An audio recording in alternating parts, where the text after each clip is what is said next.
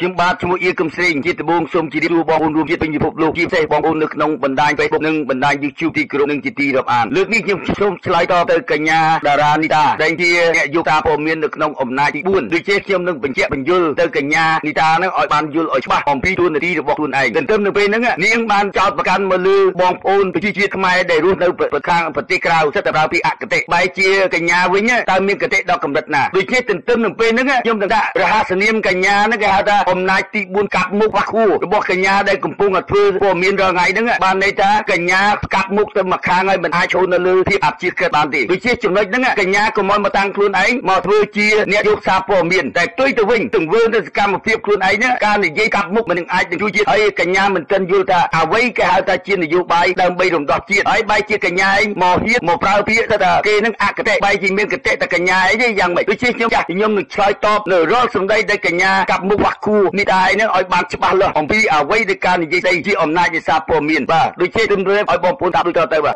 អរគ្នានឹងខ្ញុំតារានីតាថ្ងៃនេះខ្ញុំមានអារម្មណ៍ចិត្តសូមឆ្លើយតបនៅវីដេអូឃ្លីបនៅទូរទស្សន៍ដែលអសិលធម៌មួយដែលគាត់បានយកវីដេអូដែលមិនសមរម្យយកមកបង្ហោះនៅតាមទំព័រ Facebook ក្មួយសូមមិនចេញឈ្មោះប៉ុន្តែគាត់ថាបងប្អូនអរគ្នាដែលបានដឹងហើយវីដេអូនោះឆ្លើយតបនឹងលោកពូអៀកំស្លេងចាក្មួយសូមទៅសារថាទៅឆន្ទៈនៃការបញ្ចេញយោបល់របស់លោកពូនឹងកន្លងមកដែលលោកពូតែងតែបង្ហោះតាម Facebook គឺសុទ្ធតែល្អឥតខ្ចោះសម្រាប់ខ្មែរយើងចង់បានប៉ុន្តែខ្ញុំប្រាប់កញ្ញាបានច្បាស់លាស់អ្វីវីដេអូឃ្លីបកញ្ញាចោលប្រកាន់មកលើគេសិតតែអសិលធម៌តើខ្ញុំសូមសួរថាក្នុងទួនាទីគេហៅថាអំណាចនៃសារព័ត៌មានកញ្ញាទៅដឹងនេះអំណាចនៃសារព័ត៌មានត្រូវតែអព្យាក្រឹតមិនចូលបដសម្ព័ន្ធបានន័យថាឲ្យអំណាចហ្នឹងខ្លាយទៅជាអំណាចនៃសារព័ត៌មានតែផ្ទុយទៅវិញកញ្ញាហ្នឹងមកធ្វើនៅដល់គេបញ្ចេញនៅភាពដែលមិនគូក៏បីនៅក្នុងគណៈបកសំរងស៊ីបែរជាកញ្ញាកាប់មុខវ៉ាខួរកញ្ញាឯងហ្នឹងមិនបានយកមកគិតឲ្យច្បាស់លាស់តើដំណើរអំណាចនៃសារព័ត៌មានត្រូវតែការឆ្លុះបញ្ចាំងមិនខ្វល់ថានៅក្នុងសកម្មភាពបែបណាទេត្រូវតែបញ្ជាក់បង្ហាញទៅដល់ប្រជាជាតិឲ្យគេមើលឃើញពីទង្វើល្អនិងអាក្រក់បើសិនជាកញ្ញាយកអាទស្សនៈហ្នឹងគេយកមកឆ្លុះបញ្ចាំងគេមកចាក់បង្ហាញបែរជាកញ្ញាមកចោទប្រកាន់គេថាគេហ្នឹងអសិលធម៌ចុះយើងកញ្ញាហ្នឹងគេធ្វើសារព័ត៌មានដើម្បីតបតប្រឆាំងជាមួយនឹងពួកក្រុមកម្ពុជាចោលគាត់ជាបីសាយបងកំពើកញ្ញាចោទវាសិតតែពួកហ្នឹងវាលាក់បាំងនៅសារព័ត៌មានមិនដែលឆ្លុះបញ្ចាំងបញ្ជាក់បង្ហាញឲ្យប្រជាពលរដ្ឋនឹងមើលឃើញទេអស់រយៈកាល34ឆ្នាំហើយនៅសារព័ត៌មានវាតែងតែលាក់បាំងអញ្ចឹងបានទៅចូលលើចំណុចមួយខ្ញុំតែងតែបញ្ជាក់បង្ហាញឲ្យកញ្ញាហ្នឹងឲ្យគួរឲ្យធំបន្តិចមុននឹងកញ្ញាកុំឲ្យកាប់មុខឲ្យមកតាំងខ្លួនឯងជាអំណាចនៃសារព័ត៌មានឲ្យកញ្ញាឯងគិតឡើងវិញតើក្នុងជួរនៅទូនាទីនៃសារព័ត៌មានត្រូវតែអព្យាក្រឹតមិនចូលបដសម្ព័ន្ធដូចជាអ្វីក៏ដោយល្អដល់អាក្រក់ក៏ត្រូវតែបញ្ចេញឲ្យប្រជាជាតិក្នុងពិភពលោកឲ្យគេមើលឃើញពីទង្វើល្អនិងអាក្រក់បើសិនជាក្នុងទិសស្ដីរបស់កញ្ញាដើម្បីបលាក់អាកំបាំងកំហុសរបស់មេដឹកនាំវាអត់ខុសគ្នាពីហ៊ុនសែនទេអ្វីដែលហ៊ុនសែនវាលាក់បាំងបែរជាកញ្ញាឯងប្រើទិសស្ដីនឹងការលាក់បាំងអស់នឹងហើយមកចង់ឲ្យគេហ្នឹងឲ្យកញ្ញាឯងគេហៅថាភៀងទៅមកខាងរួចទៅហើយអញ្ចឹងខ្ញុំសូមសួរថាសារព័ត៌មានកញ្ញាហ្នឹងមិនអាចទៅជាអព្យាក្រឹតទេគំនិតចេញមកលំអៀងទៅមកខាងហើយវាចូលទៅលើលទ្ធិប្រជាធិបតេយ្យយ៉ាងម៉េចបើគំនិតខ្លួនឯងភៀងរួចទៅហើយដូច្នេះមុននឹងកញ្ញាចាប់ផ្ដើមចូលនៅប្រឡូកនៅក្នុងវិស័យសារព័ត៌មានដូច្នេះត្រូវតែមានគេហៅថាសុក្រិតភាពយុត្តិធម៌ភាពត្រឹមត្រូវដើម្បីការឆ្លុះបញ្ចាំងឲ្យប្រជាជាតិនៅក្នុងពិភពលោកគេមើលឃើញពីល្អនិងអាក្រក់តែមិនមានដំណើរទៅដល់ហៅថាភៀងទៅតែមកខាងអាហ្នឹងកញ្ញាអត់ខុសគ្នាអីជាមួយនឹងពួកកម្ពុជាចោលក្បត់ជាតិបីសាច់បងកំពើទេនេះខ្ញុំប្រាប់កញ្ញាឲ្យច្បាស់លាស់ហើយកុំឲ្យមកភាពងប់ងល់ឲ្យមកតាំងខ្លួនឯងហ្នឹងជាអ្នកដែលក្រាន់បើនិយាយអត់ដឹងក្បាលដឹងន្ទុយហើយមកចោទប្រកាន់គេសិតតែអសិលធម៌រឿងអីដែលគេយកវីដេអូសម្រាប់យកទៅដាក់បាទហៅថាអសិលធម៌គេយកពីរឿងសារព័ត៌មានដែលពិតប្រាកដហើយអ្វីដែលខ្ញុំនិយាយនេះជារឿងសារព័ត៌មានដែលពិភពលោកគេត្រូវចង់ដឹងពីដំណើររបស់មេប៉ាល់អើគូរបស់កញ្ញាកាប់មុខឯងនេះអត់ដឹងខ្យល់អីទេយ៉ាងម៉េចដូចជាចំណុចហ្នឹងកុំអុយចូលលើទស្សនៈថាខ្លួនឯងទៅក្រាន់បើនេះខ្ញុំបញ្ជាក់ប្រាប់ឲ្យច្បាស់លាស់កញ្ញាឯងតែលើកក្រោយទៀតតែនិយាយដឹងក្បាលរួចណាអៀកំស្រីនេះនឹងវាយអត់ស្គាល់ក្មេងខ្ញុំប្រាប់ឲ្យច្បាស់លាស់បាទខ្ញុំចាក់បន្ថែមតែនៅមានសំណួរមួយដែលក្មួយសុំឆ្លើយតបដល់លោកពូវិញពាក់ព័ន្ធក្មួយសុំលើកឧទាហរណ៍ទូចមួយដូចក្នុងនាមជាកូនជាឪពុកម្ដាយយើងជាឪពុកម្ដាយយើងជាកូនបើកូនធ្វើខុសឪពុកម្ដាយមានសិទ្ធិបដាស្ដីបន្ទោសអាចមានថាវាយបន្តិចបន្តួចបានតែករណីយើងជាកូនបើឪពុកម្ដាយយើងធ្វើខុសតែយើងអាចលើកដៃវាយគាត់ទៅជេរប្រមាថគាត់បានអត់លោកពូមើលសុំតបមកសំណួរប៉ុណ្ណឹងលោកពូគួរគិតពិចារណាជាពិសេសពាក់ព័ន្ធនឹងព្រះមហាក្សត្រក្មួយដឹងថាអារម្មណ៍របស់លោកពូអារម្មណ៍ការ ឈឺចាប់ដែលបងប្អូនជួបប្រទះនៅបញ្ហាជាច្រើនមកតែយើងគូវិភាគមួយថានៅមហាក្សត្រតំណាងឲ្យភាពថ្លៃថ្នូររបស់ប្រទេសជាតិមួយប្រទេសជាតិណាដែលមានមហាក្សត្រគឺប្រទេសជាតិនោះគឺមានអរិយធម៌មកដល់យូរអង្វែងមកហើយក៏ចង់បញ្ជាក់ថាទោះយ៉ាងណាក៏ដោយព្រះមហាក្សត្រគាត់ជាអ្នកដែលបង្កើតប្រទេសមកតវងតកមកយើងទោះគាត់ខុសឆ្គងចាប់ទុកថាម្ដាយធ្វើខុសឪពុកម្ដាយធ្វើខុសយើងអត់មានសិទ្ធិទៅបៀលជេរបើយើងមិនគោរពព្រះមហាក្សត្រខ្លួនឯងមិនគោរពម្ដាយខ្លួនឯងតើជាអ្នកណាឲ្យតម្លៃយើងត្រឡប់មកវិញអាក្រក់ល្អទេវតាយើងអាចមើលដឹងឲ្យលោកពូឲ្យក្មួយចង់បញ្ជាក់មួយទៀតពីខ្ញុំប្រាប់កញ្ញាកាប់មុខខ្វះខួរនេះតែឯងស្ដាប់ឲ្យបានច្បាស់លាស់កញ្ញាឯងនិយាយពីរឿងឪពុកម្ដាយធ្វើខុសយើងមិនអាចជេរបានឥឡូវខ្ញុំសូមលើកឧទាហរណ៍ដើម្បីឲ្យកញ្ញាឆ្លើយឲ្យខ្ញុំឲ្យបានច្បាស់លាស់ខ្ញុំលើកឧទាហរណ៍យើងមានឪពុកយើងមានកូន10នាក់ហើយម្ដាយយើងប្រៀបបានដូចជាទឹកដីគេហៅថាម្ដាយយើងឪពុកយើងមកសម្លាប់កូនខ្លួនឯងមកឪពុកយើងមកសម្លាប់កូនខ្លួនឯងហើយមករំលោភកូនស្រីខ្លួនឯងទៀតដល់តែចុងបញ្ចប់រត់ទៅយកប្រពន្ធយួនហើយបំរើពួកអាប៉ាពួកយួនហើយមកសម្លាប់ម្ដាយយើងកាត់ម្ដាយយើងជាជំរាកតើទំហំនៃការជិះចាប់អស់ហ្នឹងតើយើងអាចទទួលស្គាល់ថាជាឪពុកយើងទេបើមិនជាពិតមែនតែគាត់នៅការរួមដំណេកជាមួយម្ដាយបង្កើតយើងចេញមកដល់ក្នុងទូនាទីដែលអ្វីដែលបង្កើតយើងចេញមកក៏មិនមែនតំណាងថាអ្វីដែលគាត់ក៏ត្រូវទទួលខុសត្រូវនៅការបីបាច់ថែរក្សាចិញ្ចឹមនៅកូនទទួលស្គាល់នៅអ្វីគេហៅថាជាទង្វើល្អដើម្បីជួយទៅដល់កូនចៅតែផ្ទុយទៅវិញបើសិនជាឪពុកម្ដាយអន្តេរថៃបែបហ្នឹងតើកញ្ញាឲ្យនិយមន័យថាគួរជាទីមោទនៈដើម្បីជាឪពុកដ៏ត្រឹមត្រូវទេហើយក៏ជាភាពអាម៉ាស់ទៅសម្រាប់ខ្លួនឯងនៅក្នុងសង្គមលោកដែលគេមើលឃើញពីទង្វើអាក្រក់របស់ឪពុកកញ្ញាឯងរបៀបហ្នឹងតើយើងគួរឲ្យតម្លៃទេហើយក្នុងទួលនីតិហ្នឹងកញ្ញាឯងមានមុខទេដើរទៅចេញដើរទៅលើសាធារណៈគេថានេះកូនអាកំពូចថោកទៀតបំរើយួនសម្លាប់ខ្មែរមិនគិតពីម្ដាយខ្លួនឯងបែរជាកញ្ញាឯងទៅទទួលស្គាល់ឪពុកអន្តេរថៃអស់ហ្នឹងតើកញ្ញាឯងហ្នឹងយល់ទេគេហៅថាកញ្ញាកាប់មុខខ្វះខួរនេះតែកញ្ញាយល់ច្បាស់ចង់ចំណុចហ្នឹងអ្វីក៏ដោយមុននឹងកញ្ញាឯងនិយាយមកចង់អប់រំមកដល់អៀកំស្រីកញ្ញាឯងនៅឡើយណាមុននឹងចង់និយាយអីស្ដាប់សម្ដីអៀកំស្រីឲ្យបានច្បាស់លាស់ហើយយកមកពិភាក្សារាល់បញ្ហាអ្វីដែលកើតឡើងដូចជាចំណុចហ្នឹងកញ្ញាឯងមកចង់រំដោះយកទឹកដីមកចង់រំដោះទឹកដីដើម្បីទៅសម្របសម្រួលឲ្យគេវាយតាមចិត្តហើយកញ្ញាឯងទៅរំដោះទឹកដីកើតដែរកញ្ញាឯងបើគេហៅថាកាប់មុខខ្វះខួរកញ្ញាឯងត្រូវដឹងខ្លួនឲ្យច្បាស់លាស់នៅការនិយាយស្អីព្រោះយើងតាមក៏ពិតថាកញ្ញាឯងជាអំណាចនៃសារព័ត៌មានត្រូវតែប្រកាន់ខ្ជាប់នៅអភិក្រិតបែរទៅវិញប្រើគំនិតស្មោករូបលាក់កំបាំងនឹងការពិតវាមិនខុសអីពីក្រុមអាពួកកម្ពុជាចោលក្បត់បិសាចបនកំពើយើងកំពុងតែប្រឆាំងជាមួយវាបែរជាកញ្ញាឯងមកប្រើពាក្យមកលាក់កំបាំងនឹងការពិតអញ្ចឹងបានន័យថាពីថ្ងៃនេះទៅខ្ញុំសូមជម្រាបប្រាប់បងប្អូនទាំងអស់កញ្ញាតារានីតានេះគឺកញ្ញាផ្អៀងមកខាងមិនអាចចូលជាតំណាងនៃអំណាចនៃសារព័ត៌មានបានទេដូចជាចំណុចហ្នឹងឲ្យសូមឲ្យបងប្អូនមិនអាចនឹងទទួលយកបានទេពីព្រោះកញ្ញានេះប្រើគំនិតកតេតែទៀមទៅមកខាងរួចទៅហើយមិនអាចចូលជាអំណាចនៃសារព័ត៌មានដូចជាសូមឲ្យបងប្អូនកុំឲ្យទទួលស្គាល់នាងនេះបន្តទៀតនេះខ្ញុំប្រាប់លើចំណុចទី1អ្វីដែលកញ្ញាធ្វើហ្នឹងគឺធ្វើកំពុងតែកំទេចជាតិខ្លួនឯងហើយមកតាំងខ្លួនឯងហ្នឹងហើយជាអ្នកដែលស្អីខាងសង្គ្រោះជាតិកញ្ញាឯងមិនបានសង្គ្រោះជាតិទេកញ្ញាឯងហ្នឹងគឺកំពុងតែសាងគ្រោះជាតិដូចជាហើយនៅគ្រប់គ្រងអាមេប៉ារ៉ាវគូសំរាំងស៊ីហ្នឹងហើយតំណាងទាំងអស់ហ្នឹងតើកញ្ញាអាចទៅរំដោះទឹកដីបានទេនេះខ្ញុំបញ្ជាក់ប្រាប់ឲ្យបានច្បាស់លាស់កុំឲ្យងប់ងល់ណាហើយទៅទទួលស្គាល់អាបីសាយស៊ីនោះឪក្បត់ជាតិបានន័យថាកញ្ញាឯងមានមុខដើរនៅសាធារណៈទេគេប្រមាថគេជេរទៅដោយសារមានឪទូយុឪបាត់សង្គមឪបំរើយួនសម្រាប់ខ្មែរនេះជាជំហរនៃការជិះចាប់ណាសម្រាប់ប្រទេសជាតិយើងហើយកញ្ញាឯងមកក្មេងមករស់នៅហើយគេឲ្យរៀនពីផ្លូវសុចរិតផ្លូវត្រឹមត្រូវបែរជាមិនដើរផ្លូវត្រឹមត្រូវទេដើរទៅផ្លូវផ្អៀងចំណុចហ្នឹងហើយហេតុអីខ្ញុំបានបញ្ជាក់ប្រាប់កញ្ញារួចទៅហើយណារវាងនឹងការពួកនឹងបង្រ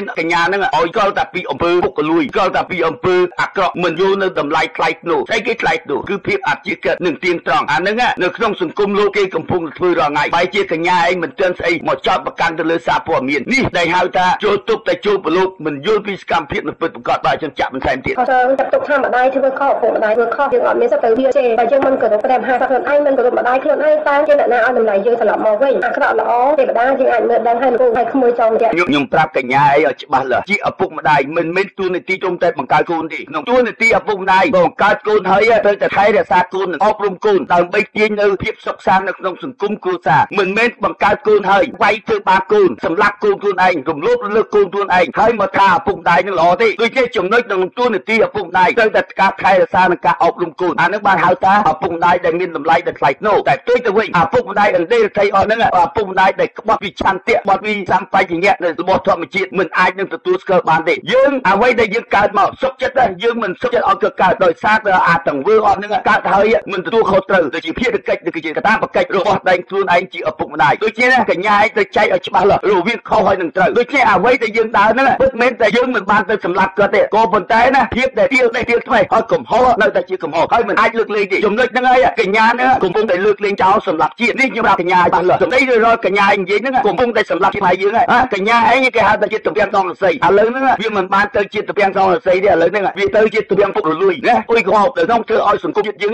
ងកំពុងតែជួបមនីកម្មមហន្តរាយកញ្ញាឯងទៅយល់ទេអ្នកមុនដាំអ្នកក្រោយជ្រុះបើសិនជាអ្នកមុនទៅធ្វើអំពើស្មោកគ្រោកអស់ហ្នឹងតើនឹងទួលនីតិរំដោះទឹកដីយ៉ាងម៉េចបាទខ្ញុំចាក់បន្ថែមទៀតបញ្ហាថានយោបាយមួយយល់តែប្រហែលលោកពូនិយាយគឺជាការតែល្បិចកិច្ចកលខ្ញុំប្រាប់កញ្ញាឯងឲ្យច្បាស់លាស់ឲ្យកញ្ញាឯងយល់ពីរឿងនយោបាយកញ្ញាឯងនិយាយពីល្បិចកិច្ចកលត្រូវមួយបំណែកក៏ប៉ុន្តែខ្ញុំបញ្យល់កញ្ញាឯងឲ្យច្បាស់លាស់អំពីនយោបាយអ្វីដែលហៅថានយោបាយគេចែកចេញជា3បើនិយាយពីបុគ្គលនិងបុគ្គលគេហៅថាល្បិចវាចែកចេញជា2ល្បិចល្អនិងល្បិចអាក្រក់ល្បិចហ្នឹងធ្វើម៉េចឲ្យគេជឿយើងអាហ្នឹងគេហៅថាវាជាល្បិចតែជឿហ្នឹងនៅក្នុងផ្លូវសុចរិតក៏នៅក្នុងផ្លូវទុច្ចរិតដែរអាហ្នឹងគេហៅថានយោបាយនេះខ្ញុំប្រាប់កញ្ញាកាត់មុខបាក់គូនេះតែឯងឲ្យយល់ឲ្យច្បាស់អំពីបញ្ហាហ្នឹងអានេះចំណុចទី1ខ្ញុំប្រាប់ឲ្យច្បាស់លាស់ឥឡូវយើងនិយាយពីបុគ្គលនិងបុគ្គលបើយើងនិយាយនៅក្នុងមជ្ឈដ្ឋានអ្នកជំនួយគេហៅថាមធ្យោបាយកញ្ញាឯងប្រើមធ្យោបាយយ៉ាងម៉េចក៏ដោយឲ្យផលិតផលដើម្បីលក់ដាច់នៅទីផ្សារអាហ្នឹងគេហៅមធ្យោបាយហើយមធ្យោបាយក៏មានពីរដែរមធ្យោបាយបោកប្រាស់ហើយនិងមធ្យោបាយពិតប្រាកដអាហ្នឹងក៏ក្នុងលើមធ្យោបាយដើម្បីក្នុងមជ្ឈដ្ឋានអ្នកជំនួយនៅការជួញដូរជួញប្រាយអស់ហ្នឹងដូចជាចំណុចហ្នឹងឲ្យកញ្ញាឯងយល់ពីរឿងដំណើរក្នុងលោកមានតែពីរហ្នឹងទេហើយយើងនិយាយពីរឿងទី3អ្វីហៅថានយោបាយនៅប្រទេសជាតិ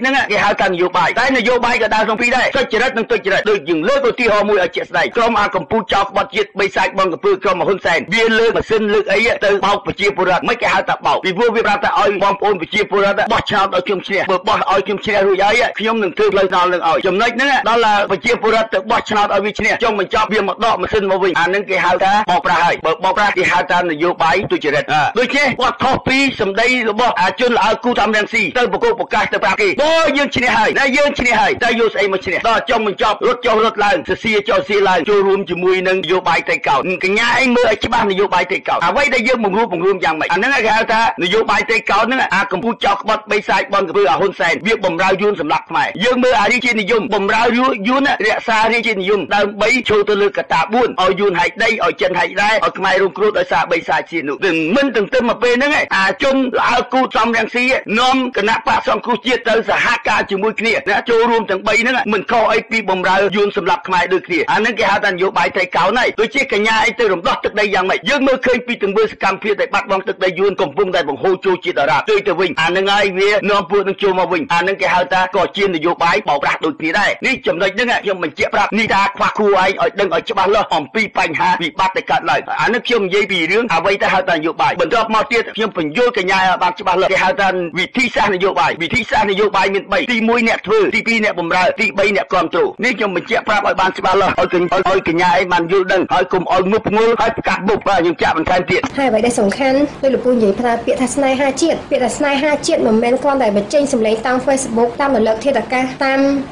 បញ្ហាវីដេអូផ្សេង YouTube បានបញ្ជាក់ថាខ្លួនស្នេហាជាតិទេស្នេហាជាតិគឺមិនមែនជាការសម្ដែងមិនមែនជាការនិយាយគឺយើងប្រព្រឹត្តតែផ្ទាល់យើងចោះធ្វើការដូចជាក្មួយចោះថ្ងៃក្មួយជាក្មេងធម្មតាទេក្មួយដែលគិតប្រាថ្នាចង់បានអ្វីពាក់ព័ន្ធនយោបាយអីក្មួយធ្វើការដើម្បីប្រទេសជាតិគឺក្មួយចោះតែយកហេតុការណ៍ផ្ទាល់មិនខ្លាចការស្លាប់កុំថាឡាយដល់លោកប្រធានសំរងស៊ីគាត់ធ្វើការពលីជីវិតលះបង់ទ្រព្យសម្បត្តិជាច្រើនមកដល់សប្តាហ៍ថ្ងៃនេះគឺគាត់លះបង់ពេលវេលាមកជាច្រើនកញ្ញាឯងកុំឲ្យនិយាយថាខ្លួនឯងចុះទៅធ្វើការបន្តិចដូចទៅយកសារព័ត៌មានកញ្ញាឯងថាស្នេហាជាតិកញ្ញាឯងស្នេហាជាតិស្អីកញ្ញាឯងស្នេហាបុគ្គលទេមិនមែនស្នេហាជាតិទេតែស្នេហាសំរងស៊ីទេយើងមើលឃើញទង្វើសំរងស៊ីដើរផ្លូវខុសរួចទៅហើយកញ្ញាឯងយកអាទិស័យអស់ហ្នឹងទៅបំរើសំរងស៊ីទេមិនមែនបំរើជាតិទេទស្សនៈដែលកញ្ញាឯងចង់និយាយពីពាក្យហៅថាស្នេហាជាតិគឺស្នេហាប្រទេសជាតិយើងកុំឲ្យវាមានភាពបាត់បង់កុំឲ្យយួនយកដីតើយើងប្រើវិធីសាស្ត្រនយោបាយយ៉ាងម៉េចប្រើគំនិតនិងចិត្តសាស្ត្រដើម្បីទាមទារយកទឹកដីឲ្យបានពីអ្នកណាមកមិនមែនទៅចូលទៅនឹងទស្សនៈល្អគូតហើយកញ្ញាឯងយល់ទេអាពាក្យស្នេហាជាតិនឹងអ្វីក៏ដោយអ្នកដែលមានដូចគេប្រើពាក្យហ្នឹង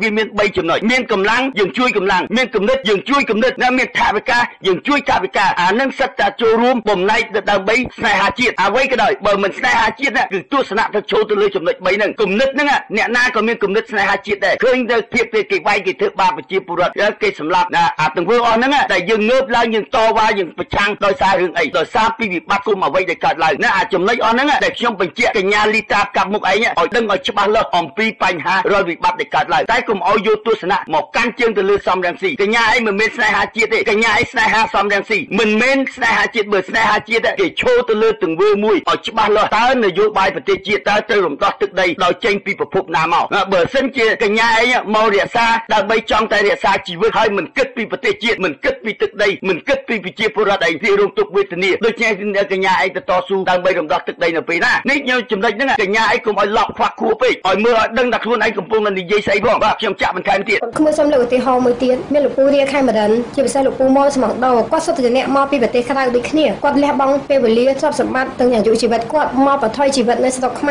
រលោកពូកុំភ្លេចណាបច្ចុប្បន្នអំណាចទាហានគ្រប់យ៉ាងនៅក្នុងដៃគេបើយើងខ្លាំងលោកពូមានកាត់អាយុជីវិតប្រជារាស្ត្រហើយលោកពូទៅនិយាយថានយោបាយលោកពូប្រើរាល់ថ្ងៃសូមលោកពូកុំភ្លេចពាក្យមួយម៉ាត់ដែលប្រើថាអំណាចគ្រប់យ៉ាងលើដៃគេសិទ្ធិទាហានយើងមានឲ្យតែយើងមានសិទ្ធិចេញចូលឲ្យយើងនៅមានជីវិតលោកពូអត់ខ្វះពេលវេលាក្នុងការតស៊ូទៅវិញទៅនិយាយថាតស៊ូទៅបន្តមុខទៅទៀតទេតែបើជីវិតយើងអត់ទាំងមានហងតែយើងអាចតស៊ូទៅមុខយ៉ាងម៉េចកើតមួយសូមបញ្ជាក់ក្នុងចំណុចហ្នឹងនេះខ្ញុំប្រាប់ទៅដល់កញ្ញាលីតាខ្វះខួរឯងស្ដាប់ឲ្យបានច្បាស់លាស់រក្សាជីវិតពាក្យអ្នកណាគេត្រូវការរក្សាជីវិតដើម្បីវាជាដំណោះស្រាយនៃជាតិក៏ប៉ុន្តែអ្វីដែលរក្សាជីវិតហ្នឹងក៏ឲ្យមានតម្លៃដែរមិនមែនកញ្ញាឯងខ្លាចងាប់បបឡើងល្អគូធ្វើឲ្យប្រទេសជាតិជួបនឹងភាពមហន្តរាយកញ្ញាឯងទៅយល់ថារក្សាជីវិតកញ្ញាឯងទៅយល់ថាកងទ័ពការពារជាតិចេញទៅសមរភូមិដើម្បីអីដើម្បីវាយសត្រូវតែងតែយកអីមកលះបង់កញ្ញាឯងត្រូវតែយកជីវិតមកលះបង់ហើយបែរជាកញ្ញាឯងនិយាយថាសំរងស៊ីលះបង់ជីវិតលះបង់ស្អីបបឡើងល្អរត់ចូលសានទូទុកឲ្យប្រជាជាតិរងទុក្ខវេទនាដំណោះស្រាយគេចាប់គេយកប្រជាពលរដ្ឋយកទៅដាក់គុកហើយគេថាឲ្យគាត់ធ្វើយ៉ាងម៉េចហើយបើមិនដឹងធ្វើយ៉ាងម៉េចខ្ញុំសួរថាទៅធ្វើជាមេដឹកនាំគេទៅអីអ្វីដែលគេចាប់កម្មការនីហើយប្រជាពលរដ្ឋងើបឡើងធ្វើបាតកម្មរងថ្ងៃហ្នឹងនេះជាដំណោះស្រាយរបស់មេបកដែលត្រូវតែមានដំណោះស្រាយដើម្បីជួយជាតិអាហ្នឹងបានហៅថាមេដ៏ពិតប្រាកដហើយផ្ទុយទៅវិញបើសិនតែមេបបឡើងជួគូចង់តែរក្សាជីវិតហើយបំផ្លាញជីវិតអ្នកដទៃអាហ្នឹងគេហៅថាភាពថ្លៃថ្នូរទេភាពត្រឹមត្រូវទេហើយក៏ជាមេដឹកនាំរំដោះជាតិទេនេះកញ្ញាលីតាឯងកុំឲ្យកាប់មុខខ្វះខួរពេកឲ្យយកពីចំណុចនោះពិចារណាភាពដែលក្លាហានអ្វីដែលហៅថាភាពនៃការលះបង់ក្នុងទូនាទីដូចខ្ញុំបានបញ្ជាក់ចឹងអ្វីដែលសំរងស៊ីលះបង់គេបានតម្លៃគេបានកិត្តិយសពួកគេជាប្រធានបកអានឹងវាគុណទូនាទីហើយខ្ញុំសុំសួរថាអ្នកដែលខំរលុយរមកដើម្បីអីរមកដើម្បីចាយហើយបើគេចាយហ្នឹងអញ្ចឹងមកខ្ញុំបង្កើតពាក្យ3ម៉ាត់ឲ្យកញ្ញាលីតាខ្វះខួរឯងស្ដាប់ឲ្យបានច្បាស់លាស់ខ្លាទុកស្បែកបាក់សីទុករោមមនុស្សទុកឈ្មោះហើយបើសិនជាឲ្យបានសំរងស៊ីចំណាយលុយចំណាយថវិកាក៏ដើម្បីផលប្រយោជន៍ជាតំណែងនៃមេបកនឹងដែរអ្វីក៏ដោយក្នុងពិភពលោកគេត្រូវការគេចំណាយគេធ្វើអីក៏ដោយក៏ដើម្បីអីដើម្បីភាពរុងរឿងខ្ពង់ខ្ពស់អស្ចារ្យនៅក្នុងលោកដែលគេចង់បានអាហ្នឹងហើយដែលគេចំណាយមិនមែនគេយកលុយហើយគេមកគេមានលុយរាប់លានមកសងំដេកនៅក្នុងបន្ទប់ទេអ្វីដែលគេចង់បានហ្នឹងដូចខ្ញុំបានបញ្ជាក់អញ្ចឹងខ្លាទុកស្បែកបាក់សីទុករោមមនុស្សទុកឈ្មោះក៏ប៉ុន្តែអ្វីដែលសំរងស៊ីធ្វើហ្នឹងគឺទុកឈ្មោះអាក្រក់មិនមែនទុកឈ្មោះល្អទេនេះខ្ញុំបញ្ជាក់អត់បានឡើយអ្វីដែលពួកនឹងចំណាយគឺចំណាយតែដើម្បីផលប្រយោជន៍មួយបំណែកគឺចូលទៅលើមហិច្ឆតាខ្លួនឯងមិនចូលទៅលើតំណាងជាតិហើយកុំឲ្យឃើញថាការដែលគេធ្វើនយោបាយគេផ្សព្វផ្សាយគេនិយាយទៅតាមអន្តរបណ្ដាញក៏មិនតំណាងថាគេនឹងអត់ស្នេហាជាតិដែរកញ្ញាឯងនិយាយអាទិស្ដីអស់ហ្នឹងកំពុងតែមើងងាយអ្នកដែលស្នេហាជាតិគេកំពុងតែបញ្យល់ជាតិឲ្យដើរទៅផ្លូវត្រូវនេះជាការអប់រំមួយដូចយើងគ្រូបង្រៀនចឹងយើងមិនបាច់ចុះទៅធ្វើការងារផ្ទាល់តែបង្រៀននៅក្នុងសាលាក៏បង្កើតនូវចំណេះចេះដឹងឲ្យក្មេងជំនាន់ក្រោយឲ្យនឹងដើរទៅមុខដែរមិនមែននិយាយរបៀបគេហៅថាគេគំនិតកាប់មុខខ្វះខួរហើយចូលទៅលើការស្នេហាសំរងស៊ីមិនមែនស្នេហាជាតិទេកញ្ញាឯងដើរមួយជំហានបើដើរត្រូវគេហៅថាកញ្ញាស្នេហាជាតិតែបើកញ្ញាឯងដើរមិនត្រូវគឺកញ្ញាឯងស្នេហាសំរងស៊ីទេមិនមែនស្នេហាជាតិទេដូចជាចំណុចនេះឥឡូវនេះកញ្ញាឯងកំពុងតែស្នេហាសំរងស៊ីមិនមែនស្នេហាជាតិទេពាក្យដែលស្នេហាជាតិមួយម៉ាត់យើងឃើញជាតិកំពុងតែជួបវិបត្តិបែរជាផ្ទុយទៅវិញកញ្ញាឯងមកប្រើពាក្យថារក្សាជីវិតមិនខ្វះមានអស់ដល់កំណត់ពេលវេលាដែលត្រូវកញ្ញាឯងដើម្បីមកទាមទារយកទឹកដីហើយផ្ទុយទៅវិញកញ្ញាឯងក៏វិញចោលនៅពេលហ្នឹងតើកញ្ញាឯងទៅទាមទារយកទឹកដីនៅពេលណាបានទៀតចង់រក្សាជីវិតមិនខ្វះអស់ដល់រក្សាស្អីរក្សាឲ្យគេសម្លាប់ឲ្យមកអត់ខ្វះអស់ដល់តែយ៉ាងម៉េចនិយាយឲ្យដឹងក្បាលដឹងកន្ទុយផងហើយកុំឲ្យមកនិយាយឲ្យមានគំនិតកុំឲ្យគំនិតកាប់មុខឲ្យខ្វះខួរនោះនេះខ្ញុំប្រាប់បញ្ជាក់ឲ្យច្បាស់លាស់កញ្ញាលីតាឯងនេះខ្ញុំមិនតែទៀតហើយក៏ខ្ញុំអត់ចម្លែកដែរហេតុអីក៏លោកពូអាចឈានជើងចូលទឹកដីខ្មែរបានពីព្រោះដោយសារពាក្យសម្ដីនេះហើយពាក្យសម្ដីអា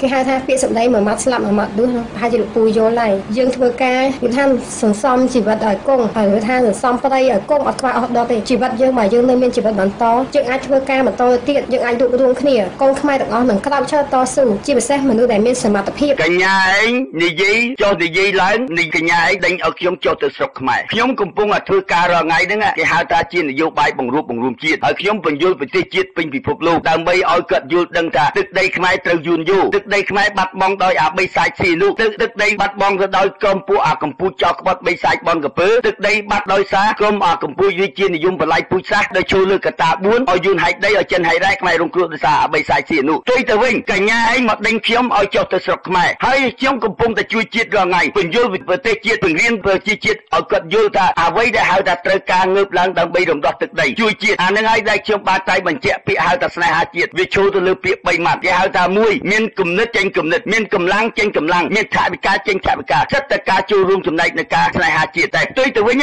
កញ្ញាឯងមិនបានស្នេហាជាតិទេកញ្ញាឯងកំពុងតែស្នេហាសំរងស៊ីដូចជាចំណុចហ្នឹងកញ្ញាឯងកំពុងតែដើរទៅក្នុងនយោបាយបំផ្លាញជាតិមិនអាចនឹងជួយជាតិបានទេដូចជាចំណុចហ្នឹងកញ្ញាឯងកុំឲ្យមកនិយាយថារក្សាជីវិតទុកឲ្យយួនសម្លាប់មិនមែនរក្សាជីវិតដើម្បីទៅរំដោះជាតិទេនេះជាចំណុចមួយដែលកញ្ញាឯងកំពុងតែងប់ងល់កាត់មុខណាខ្វះកតិនៃការយល់ដឹងទាំងអស់ហ្នឹងហើយកុំឲ្យមកតាំងខ្លួនមកចង់បង្រៀនអៀគឹមផ្សេងផងមិនទាន់ដឹងថាខ្លួនឯងដើរនៅក្នុងដល់ជំរឿណាទេបែរជាខ្លួនឯងមកអួតមកនិយាយអួតអាងចេញមកคลิปទី1คลิปទី2ហើយមិនយល់ថាខ្លួនឯងកំពុងតែដើរផ្លូវខុសទាំងស្រុងហើយមកចង់មកអប់រំជាតិកញ្ញាឯងកំពុងតែនាំជាតិជួបទៅភាពអហន្តរាយសូម្បីតែទួលនីតិភារកិច្ចខ្លួនឯងដែលហៅថាអំណាចទី4កញ្ញាឯងធ្វើមិនទាន់បានផងអត់មានភាពអជាក្រិតហើយទៅចោទប្រកាន់គេថាគេវីដេអូអសិលធម៌ហើយខ្ញុំសួរថាចុះអាក្រុមអាកំពូចោលបាត់បីសាច់បនកំពើដែលវាលាក់កំបាំងព័ត៌មានទាំងអស់ហ្នឹងតើវាអសិលធម៌ដែរទេហើយបែរជាកញ្ញាឯងក៏ដូចគ្នាដែរដែលមានគំនិតលាក់បាំងព័ត៌មានអាស្រូវអាហ្នឹងហើយគេហៅថាជាកញ្ញាអសិលធម៌មិនមែនព័ត៌មានអសិលធម៌ទេកញ្ញាឯងទេគេហៅថ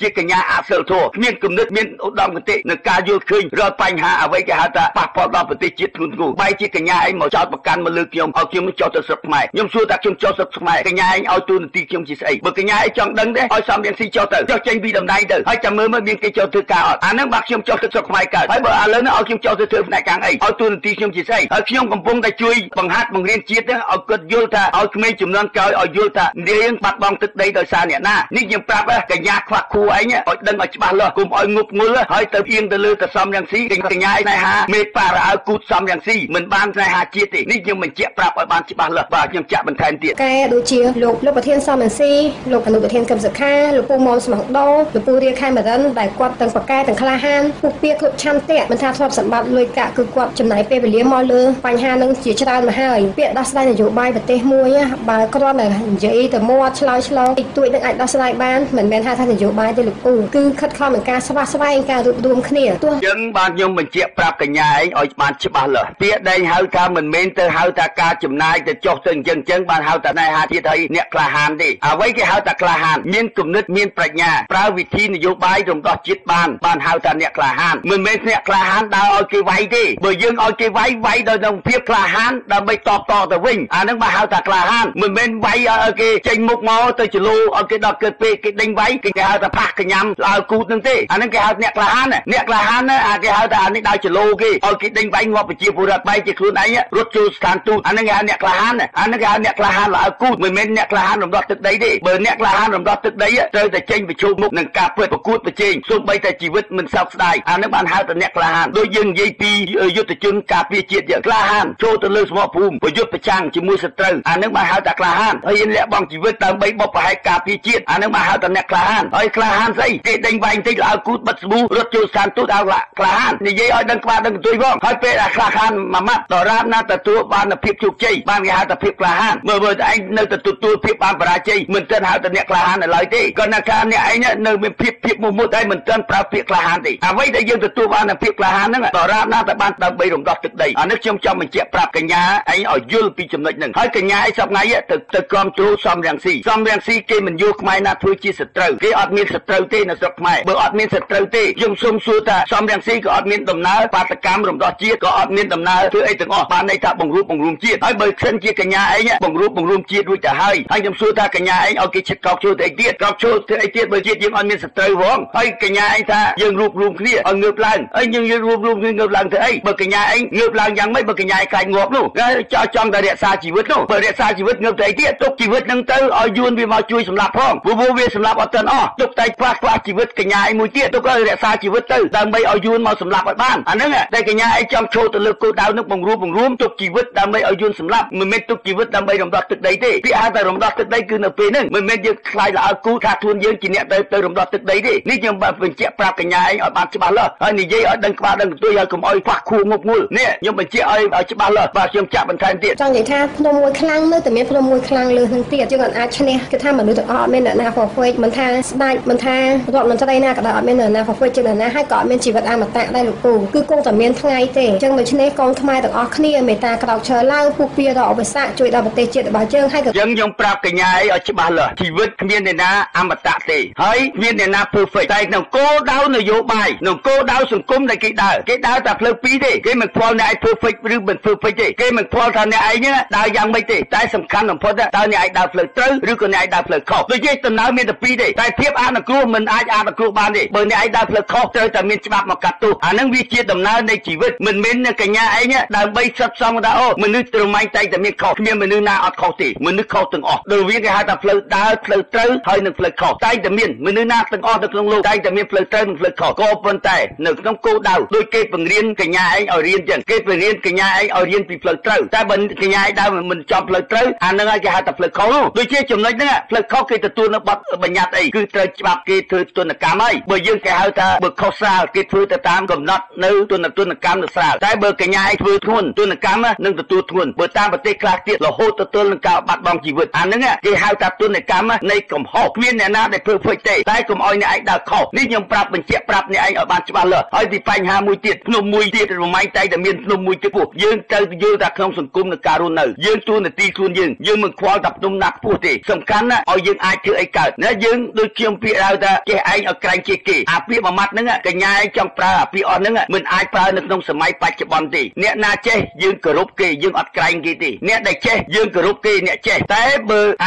ាក្រែងហ្នឹងតែតែខ្លាចហើយតែខ្លាចយើងអត់ចង់ជួបគេទេណាអញ្ចឹងខ្ញុំបញ្យល់កញ្ញាឯងឲ្យបានច្បាស់លាស់អំពីខ្លាចហើយគោរពវាខុសគ្នាយ៉ាងម៉េចអ្វីដែលខ្លាចយើងបន់ឲ្យងាប់យើងអត់ចង់ជួបអាហ្នឹងបើហៅថាខ្លាចដូចសត្វក្រពើដូចខ្មោចដូចព្រាយបិសាចអាហ្នឹងដែលយើងខ្លាចអាសត្វហ្នឹងយើងអត់ចង់ជួបខ្លាចវាមកស៊ីយើងបើកញ្ញាឯងខ្លាចអីខ្លាចខ្មោចលោងដូចជាខ្លាចអត់ចង់ជួបទេអាហ្នឹងគេហៅថាខ្លាចតែរវាងខ្លាចឲ្យគោរពខុសគ្នាមិនមែនតែយើងទៅគោរពគ្រូយើងថាខ្ញុំខ្លាចគ្រូយើងមិនមែនខ្លាចគ្រូទេគ្រូអត់ចេះខំទេគ្រូគេអប់រំក៏ប៉ុន្តែសម្ដីវាមានភាពមើងម៉ាត់ហើយនឹងច្បាស់លាស់នេះជាទូនាទីកញ្ញាឯងត្រូវតែរៀនសូត្រតាមបាទខ្ញុំកាក់បន្ថែមទៀតកងខ្មែរទាំងអស់គ្នាមេត្តាក្រោកឈរឡើងពុះពៀរដល់ឧបសគ្គជួយដល់ប្រទេសជាតិរបស់យើងហើយក៏ខ្ញុំប្រាប់កញ្ញាឯងឲ្យបងប្អូនងើបឈរឡើងកញ្ញាឯងទៅងើបឈរឡើងអីទៀតបើយើងមិនយកខ្មែរណាធ្វើជាសត្រូវហ្មងហើយទៅងើបឡើងហើយទៅទៀមទាសត្រូវជាមួយអ្នកណាកញ្ញាឯងថាឲ្យបងប្អូនងើបឡើងនោះឥឡូវនេះគេដើរនយោបាយត្រីកោណគេហៅថានយោបាយត្រីកោណរួចហើយមិនយកខ្មែរណាធ្វើជាត្រូវហើយកញ្ញាឲ្យងើបឡើងធ្វើអីពួកកញ្ញាឯងយកស្របទៅតាមសំរងស៊ីហីតាគេកញ្ញាឯងស្នេហាសំរងស៊ីតាហេតុអីបានឲ្យប្រជាពលរដ្ឋងើបឡើងងើបទៅអីពួកកញ្ញាឯងចង់រក្សាជីវិតនោះកញ្ញាឯងចង់រក្សាជីវិតដើម្បីអត់ខ្វះអស់ដុតទេហើយអញ្ចឹងកញ្ញាឯងឲ្យគេងើបឡើងធ្វើអីឲ្យគេរក្សាជីវិតទៅពួកគង់ថ្ងៃណាទេវតានឹងមើលឃើញតាពួកកញ្ញាឯងឲ្យធូបបួងសួងទៅពងបត្រាទៅក្រែងលោទេវតាមកជួយកញ្ញាឯងឲ្យបានទឹកដីអានឹងកញ្ញាឯងបួងសួងទៅណាគេហៅថាកញ្ញាស្នេហាសំរងស៊ីឯងបួងសួងទៅដូចជាចំណុចនៃការនិយាយស្ដីបើគូគិតឲ្យច្បាស់លាស់តើឈរនៅលើចំហអីទៅរំដោះជាតិហើយបែរជាកញ្ញាឯងមកជំរុញប្រជាជាតិយើងឲ្យងើបឡើងហើយងើបទៅទៀតបើយើងបង្រួបមិនយកខ្មែរណាធ្វើជាសត្រូវហើយនោះប្រទេសខ្មែរយើងអត់មានសត្រូវទេណាហើយមានងើបទៅហើយប្រទេសខ្មែរយើងកំពុងសុខសាន្តត្រានតើបង្រួបកញ្ញាឯងឲ្យគេងើបទៅទៀតនេះខ្ញុំបញ្ជាក់ឲ្យបានច្បាស់លាស់បញ្ជាក់បន្ថែមទៀតបាទក្មួយសូមផ្ដាំផ្ញើទៅទូអសិលធម៌ដែលប្រហោះចំណុចហ្នឹងក្មួយគិតថាចំណុចហ្នឹងបងមីងបងប្អូនទាំងអស់គឺថាអត់ស័ក្តិសមនឹងយកបង្ហាញនៅតាម Facebook ទេការឆ្លោះប្រកែកគ្នាតបទៅក្នុង Facebook រវាងលោកពូអៀកំសែងឆ្លើយតបនឹងសំណួរនៅការប្រមាថព្រះមហាក្សត្រយើងជាទូអព្យាក្រឹតហេតុអីក៏ហ៊ានដាក់ប្រចាំងរឿងចឹងចូលមក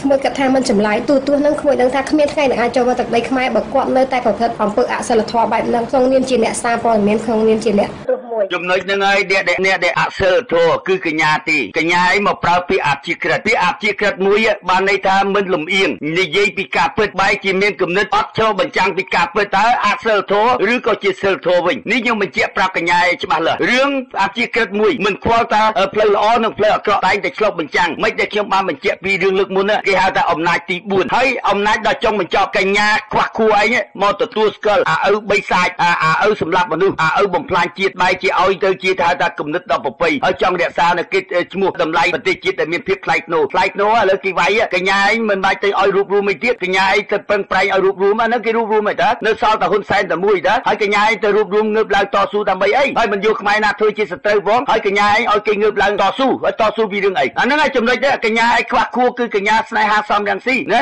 កញ្ញាស្នេហាជនរអើគូសំរងស៊ីឯងដែលកុំឲ្យមកយកទស្សនៈហ្នឹងមកដើម្បីឆ្លុះបញ្ជាក់បង្ហាញឲ្យប្រជាពលរដ្ឋហ្នឹង ងកាន់តែមានការឈឺចាប់ឡើងថែមទៀតកញ្ញាឯងជាអ្នកមុនអ្នកកំពុងតែតើជួយជាតិឬក៏បំផ្លាញជាតិតាមកាពិតកញ្ញាឯងកំពុងតែបំផ្លាញជាតិមិនបានជួយជាតិទេនេះយើងបញ្ជាក់ប្រាប់ឲ្យបានច្បាស់លាស់គេហៅថាតារានីតាជាកញ្ញាកាប់មុខបំផ្លាញជាតិដូចចេះនឹងឲ្យខ្ញុំចង់បញ្ជាក់បង្ហាញឲ្យបងប្អូនបានយល់បាទសូមបងប្អូនរងចាំស្ដាប់ភាគទី2ជាភាគបន្តបាទសូម